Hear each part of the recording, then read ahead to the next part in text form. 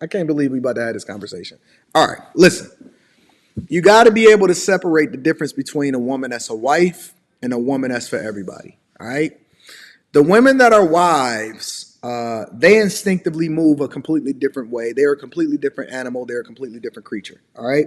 All women are not the same. There's different species, right? Just like there's different monkeys, there's different cats.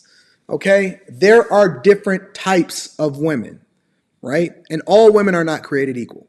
And so what men don't understand is that they're trying to categorize them all the same based off of some of the dumbest things that I've ever seen in my life. So for example, they'll categorize them based off of what they look like. They'll categorize them based off of, you gonna turn that down? They'll categorize them based off of their nationality. They'll categorize them based off of a whole lot of different things. But the thing that they overlook the most is how to identify the difference between a chick that's really for the streets and a chick that's really for that's supposed to be a wife. All right. So let me give you some of the telltale signs. Okay. A woman that is a baby mother that is not widowed is not for you, bro. All right. I know that this is gonna be one of the most controversial things that I say tonight, but I'm just gonna tell you. If she had a kid out of wedlock, I would never advise a guy to do something that I wouldn't do. Okay. And before you even consider getting in a relationship, now this is much different than a guy that just chooses to have sex with her. I don't dick police. I do say exercise a level of dick discipline because you never want to fumble the bag as a result of dealing with a woman at all. Women have largely been the bane of a lot of men's existence, and it is the downfall of some of the biggest kingdoms. You work your whole life, you build it up, and then you fumble it over a woman. All right. So, A, never deal, or I would never advocate for a man to marry a woman, that is a single mother. I'm not a fan of it. I'm not an advocate for it. I think it is one of the dumbest moves that a guy can pull. Right? I don't care what Umar Johnson tells you.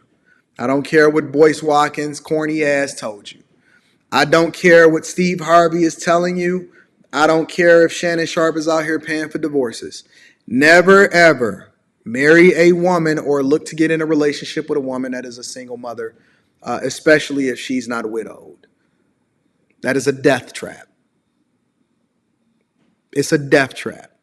You are going to go and take care of another man's kids.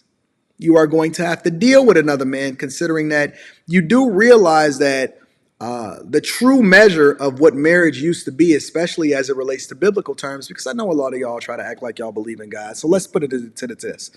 Did you know that when a man had sex with a woman, that was literally his wife? That was the determining factor for whether or not she was his wife or not, is when he had sex with her.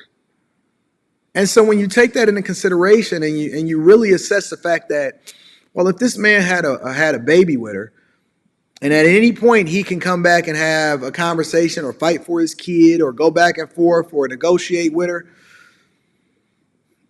you in a relationship with both of them. You as a man, you listen, you're not hearing me. You're not thinking logically because you're thinking with your small head instead of thinking with the tall head. You are in a relationship with both of them for the duration of that child's life.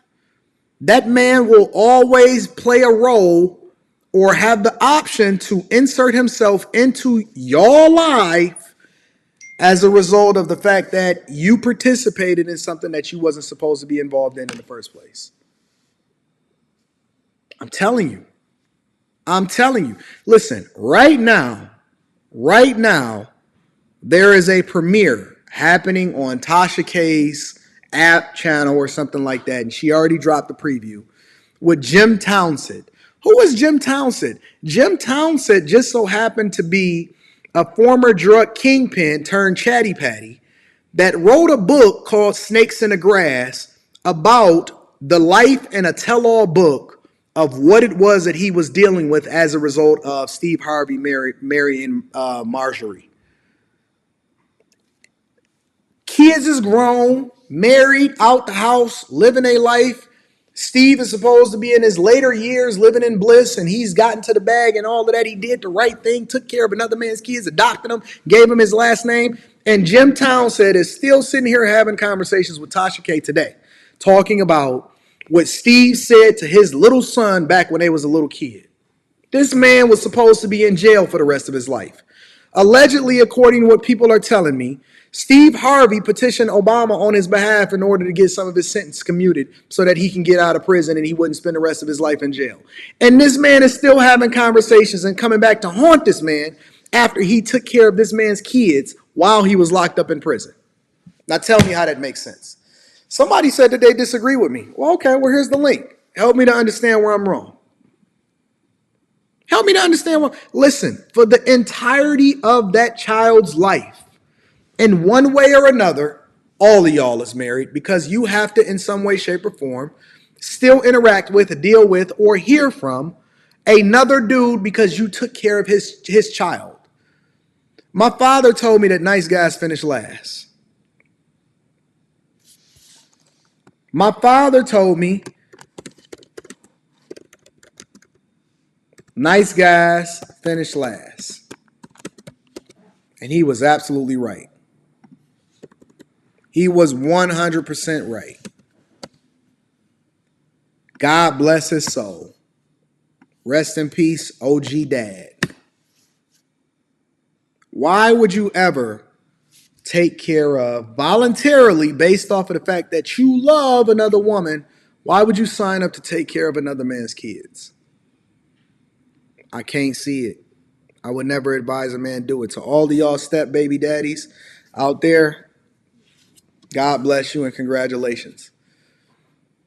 I'm not built like that. God didn't put that burden on my shoulders. Think about it, man. Think about it. Let's put it in perspective. This woman laid down. Come on, man. I know y'all don't want to talk about this, but let's talk about it. This woman laid down. Missionary, doggy style, riding, took the whole load. It wasn't a one time to get pregnant thing. She was taking it in. She was getting bust down. And then his seed inserted her. And then it grew like a tree. And now you're nurturing, watering, pruning, and picking leaves in order to make sure that this tree grows upright and this tree don't even acknowledge you as his father. How does that make sense? How does that make sense?